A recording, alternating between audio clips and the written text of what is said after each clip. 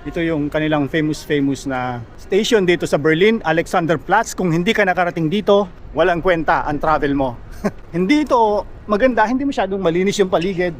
Pero dahil famous spot siya at famous station siya, kailangan ay pasukin nyo rin siya at kailangan nyo rin magpa-picture dito. Hindi malaki, hindi masyadong grandiose, hindi kagaya ng mga ibang station sa Europe. Ito ano lang, ito magulo, parang may chaos. Tapos ang palipaligid dito, maraming makikita. Kaya kailangan nyong pumunta dito. At dahil nandito rin yung famous na kanilang TV tower, mukha lang mababa pero mataas din naman. Napaka-interesting itong Alexanderplatz kasi ito ay naging sentro ng lahat ng kalakaran noong panahon ng Cold War. Dito, ng maraming mga nangyari, culture, ito yung pinakamasayang lugar noong Cold War. Ito yata yung pinakamasayang parte ng Berlin noon. Maraming interesting. At nandito lang din sa gilid yung Body World. Kung gusto ninyong puntahan yung Body World, isang napakagandang exhibition ng human anatomy. Kung matibay ang sikmura nyo, bisitahin ninyo yun. Dito lang siya sa paligid. Kasi ito sa dapat nyong bisitahin kung kayo ay, especially sa mga nag-aaral ng medicine, ito ang pinaka-interesting na museum. Andiyan siya sa loob kung nakikita nyo sa background. Ayan.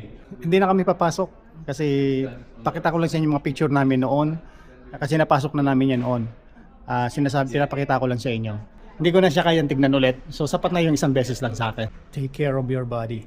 Isang magandang paalala para sa lahat. Dito marirealize niyo yan pag pumasok kayo dito sa Body World. Ako ngayon sa loob ng Museum Island, walking distance lang from Alexanderplatz. Isa ito sa dapat niyong puntahan dito sa Berlin. Sa labas nito ay yung Berlin Cathedral. Pakikita ko rin sa inyo. Napakaganda ng loob nitong museum na ito. Pasukin ninyo pag nadaan kayo rito. Abe, sobrang laki. At ito yung kanyang harap. Nandiyan sa gilid yung Berlin Cathedral na dapat hindi nyo pwedeng ma-miss yun. Berlin Cathedral at National Museum. Nandiyan lang din sa gilid.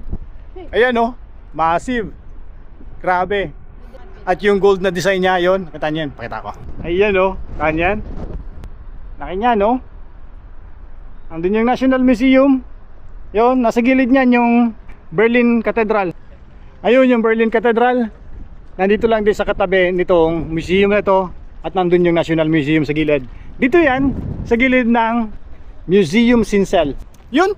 So alam na ninyo kung saan kayo pupunta at kung saan kayo bababa para hindi na kayo maglakad kung kayo ay tinatamad. Yun lang para sa short natin. Huwag niyo kalimutan mag-subscribe, follow, and comment.